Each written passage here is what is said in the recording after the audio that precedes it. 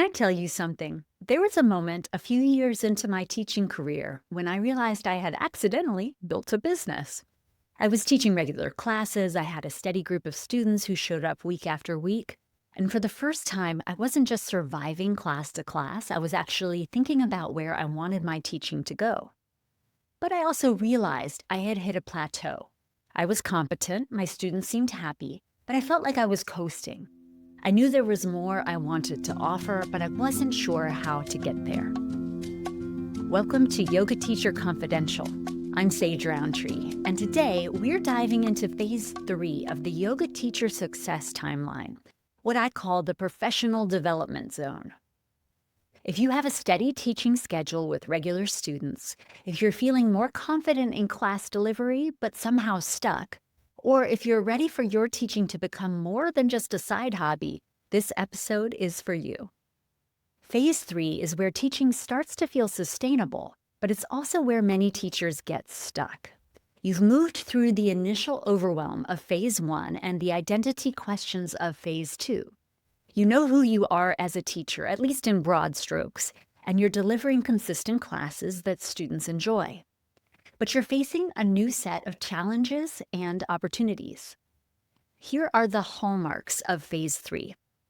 You have a steady teaching schedule with regular students. You're not scrambling for subs anymore. Students know your name and seek out your classes specifically. You have that core group of people who show up week after week. You have more confidence in class delivery, but you might feel like you're reaching a plateau. Teaching no longer feels terrifying, but it's starting to feel routine. You can lead a solid class, but you're not sure you're growing anymore. You have interest in deeper specialization or niche development. You're starting to notice what aspects of yoga really light you up. Maybe it's working with seniors or athletes or people with anxiety. You want to go deeper, but you may not quite be sure how. You have a desire for more substantial income from teaching. Those $30 class rates that felt amazing when you started now feel limiting. You're doing the math and realizing that teaching basic classes alone isn't going to pay your bills. You're ready to move beyond standard weekly classes. You're thinking about workshops, private sessions, retreats, maybe even teacher training, but you're not sure how to price those things or where to start.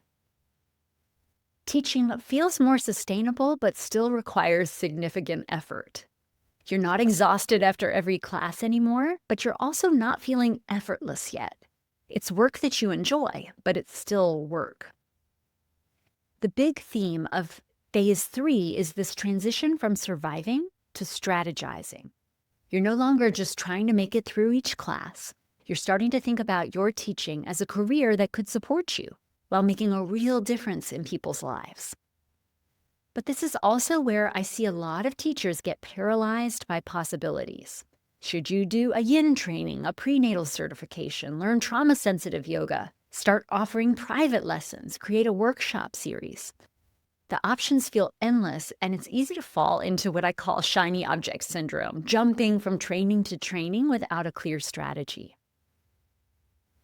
Let me tell you why Phase 3 is actually one of the most exciting phases, even though it might not feel that way. Let me tell you why Phase 3 is actually one of the most exciting phases, even though it might not feel that way. First, the plateau you're experiencing isn't a sign that you're stuck. It's a sign that you're ready for the next level. Think of it like a video game. You've mastered the basic moves, and now you're ready for more advanced challenges. The key is recognizing that plateaus are really launching pads. They give you the stable foundation you need to take bigger risks and try new things. I want to share a story that illustrates this perfectly. Early in my Phase 3, I was feeling restless with my regular classes. I loved my students, but I kept thinking there had to be more I could offer. I was particularly passionate about bringing yoga to athletes, but I didn't know how to make that happen outside the regular class. So I started small. I reached out to the local running store. Fleet Feet Sports is headquartered in Carborough, North Carolina, where my studio is. And I offered to teach a free workshop on yoga for runners.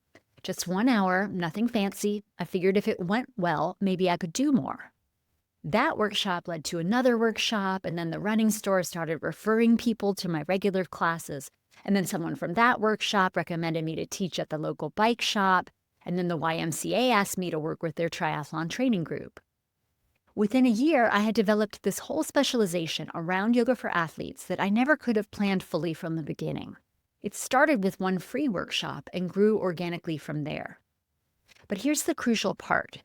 I couldn't have done that in phase 1 or phase 2. I needed the confidence and the competence that came from regular teaching to be able to experiment with something new. That's what phase 3 gives you, the foundation to take strategic risks. Now let's talk about the money piece, because I know that's on many of your minds. One of the biggest shifts in phase 3 is learning to think about pricing based on value, not just time. When you're teaching regular classes, you're essentially being paid for your time, maybe $30 to $60 for a 60 or 75-minute class. But when you start offering workshops, privates, or specialized services, you can charge for your expertise and the specific value you're providing.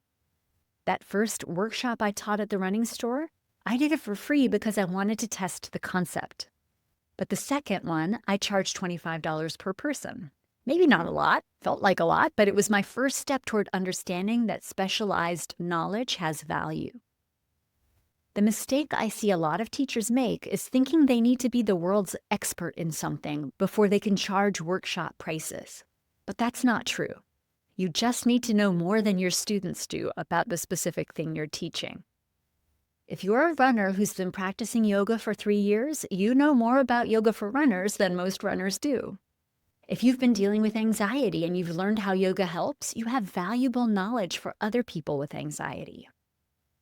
Your expertise doesn't have to be academic or certified to be valuable. It just has to be real and helpful.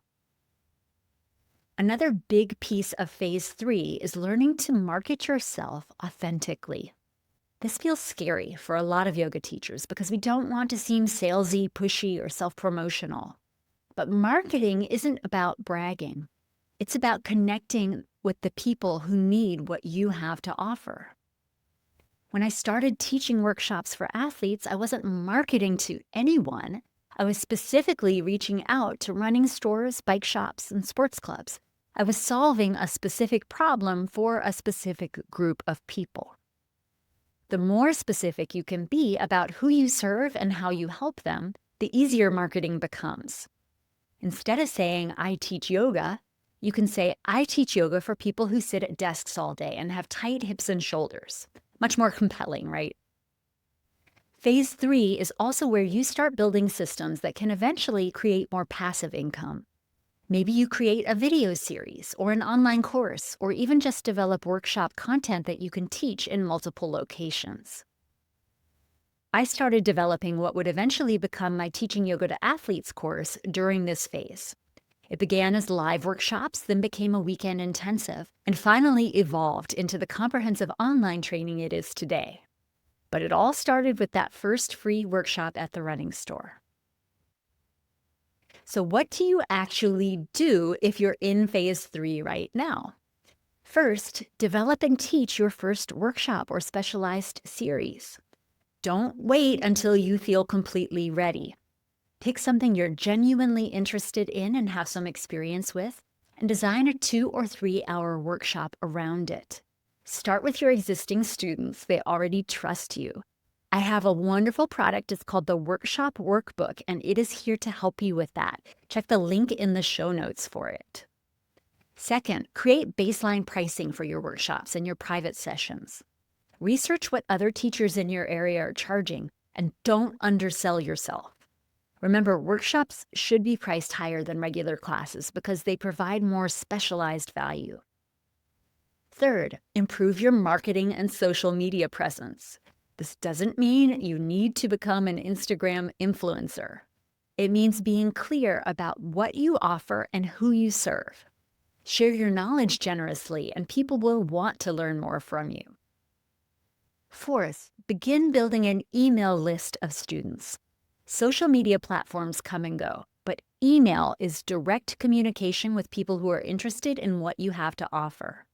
Start collecting emails for permission-based marketing. Your students know that they have opted in at workshops and, if it's feasible, given where you teach, also in your regular classes. Fifth, network with complementary wellness professionals. Try connecting with massage therapists, physical therapists, nutritionists, personal trainers. They often have clients who could benefit from what you have to offer and are used to paying for it. Sixth, consider advanced training in a specialty area. But be strategic about this. Don't just collect and hoard certifications. Choose trainings that align with where you want to take your teaching. Now, I do offer many of these, and you can read about them all at comfortzoneyoga.com and at sagerountree.com. Seventh, transition from purely following recipes to adding your own flavor. You've learned the frameworks for teaching good yoga classes, workshops, and private lessons. Now start adapting them based on what you observe in your students and on what feels authentic to you. If you're interested in working with athletes specifically, Teaching Yoga to Athletes is a comprehensive self-paced training that shows you how to meet athletes' needs without making your classes feel like workouts. It's a perfect example of how developing a specialty can expand your opportunities as a teacher. If you're looking for class planning templates and practical resources to support your workshop development, the Workshop Workbook offers plug-and-play support to make planning your workshop so easy. And for ongoing mentorship as you navigate these professional development decisions, Mastering the Art of Yoga Sequencing includes monthly calls where we work through exactly these kinds of strategic questions.